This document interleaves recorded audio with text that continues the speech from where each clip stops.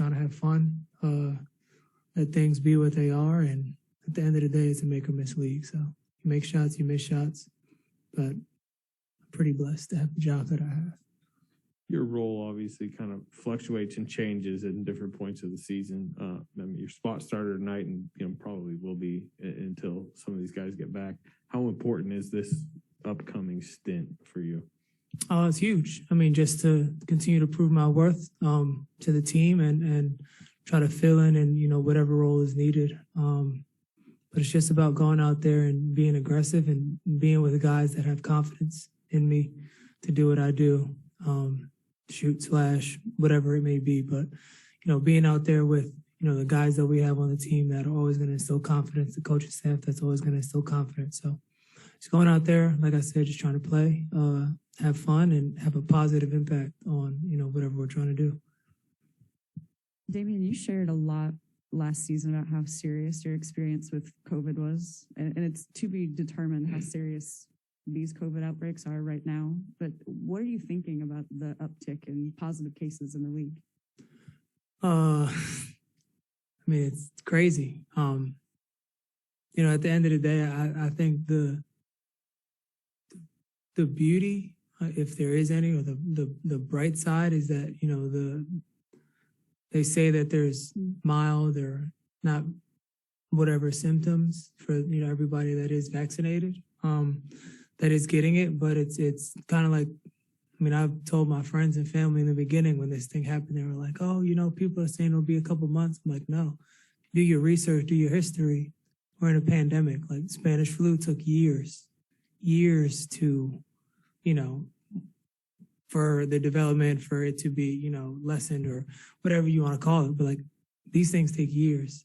So it's just a matter of, trying to be as safe as you can. And for me, I got vaccinated. I got a son now.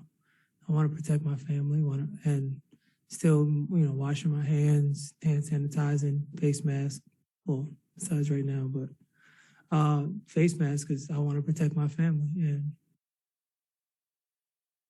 it's just crazy, the world that we live in, but we all got to find a way to get through it. Draymond was in here before you, and he talked about how blessed he feels that Steve and the staff here lets you guys have a real family atmosphere. DJ's here today and around quite a bit.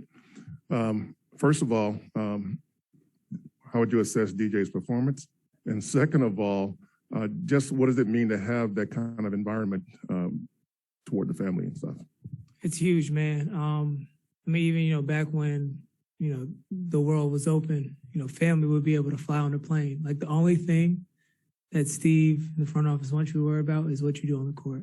Like anything off the court, you have the family around, like all that stuff. So it's huge, man. And it's exciting because it's like, think about DJ. He's 4 right now? Turns 5. Oh, shoot. Well, hopefully he's here on Wednesday. I'll bring him something. But he turns 5 on Wednesday. When he's 15, he still won't realize the magnitude of what he was doing when his dad and them were at the height of their run, being around Steph, being around Clay, being around Steve. But him rebounding for Steph, rebounding for Clay, rebounding for his dad, passing, being in this atmosphere, that's only going to want him to be the best at whatever he does because he's around the best every single day. The Raiders' performance, it was amazing. Came out, brought the towels, brought the masks. I don't know many 4-year-olds that would be that locked in and literally just shadowing Ehausen. If you think about it, and Ehausen's story, that's what he did. He was ball boy at 10. That's all he loved to do. And then eventually worked his way up. No one's saying DJ is going to want to be a ball boy, but Ehausen's the best at his job. But he's 5 and he's about to be 5 and he's around some of the greatest basketball that's ever being played at this point. He won't realize that, the full magnitude at even when he's 15. Damion, can you sort of convey the unique impact Gary Payton has on a game? Steve Kerr said he really plays like a power forward. He's just not big enough or he's not that size, but the style of his game. And I'm curious if you can speak to how different he is than everybody else, really. Yeah, Gary's a Swiss Army knife. He can do a little bit of everything. He's not Andre, because Andre is 6'7", but literally, you know, he has that sort of effect on a game. I mean, he jumps out the gym, can guard guys way bigger than him, obviously guard guys his size, and just the impact that he has. You know, when he's injected into a game, he's going to get a steal, maybe two. And, you know, the flow of the game really starts to pick up, and he's, you know, someone on the team that we can utilize in a lot of different positions. All right, let's do a couple quick one on Zoom. James, go ahead. Hey, Damion. Another one on Gary.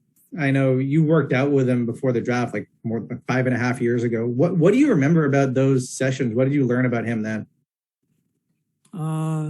Real humble dude, you know, works hard.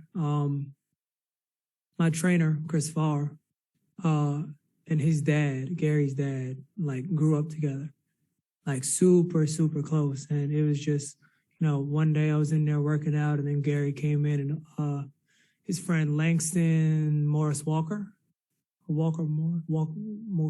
Morris Walker, yeah. Here we go. Oregon, Beaver. Here we go, Beaver.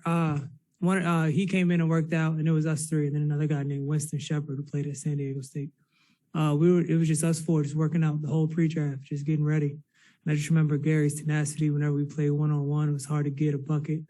And then, you know, our relationship grew from there, and then we played against each other in the G League, obviously both going undrafted. So just knowing his story and knowing his path to get here, you know, he deserves everything that's coming to him. And know that it wasn't given. Like, you had to work for it. And we have a lot of guys on the team, Juan, Cheese, you know, that have been undrafted, you know, continue to have to fight every single day to, you know, state your worth and make it known that you belong here. What does it mean for you to see him get this opportunity on after being cut and going through everything he's gone through? Even like last year after the second 10-day, it was like he wasn't with the team anymore. And at the beginning of training camp, it was unclear what was going to happen. What does it mean to you to see it come together, like, and be like, have this vantage point on it? No, it's dope. I mean, that's, you know, a testament to who he is, how hard he works, what, you know, he brings to our organization. And at the end of the day, when you're in this setting of being, you know, a professional, it's 30 teams, and you just need one to love you and one to like you. So, you know, it's kind of hedging your bets on that. If one likes you, all right, they take a chance on you. If they love you, that means they want you around. And for anyone, you know, especially Gary, this is the team that loves him for what he is and understands what he brings. And, you know, the other 5 teams, you know, maybe it just didn't work out there, but, you know, hopefully it works out here for him. All right, let's go to one last one for Christos. Go ahead. Hello, Damion. Great game, first of all. Hi. What's up, man? How are you? Good. Oh, damn it.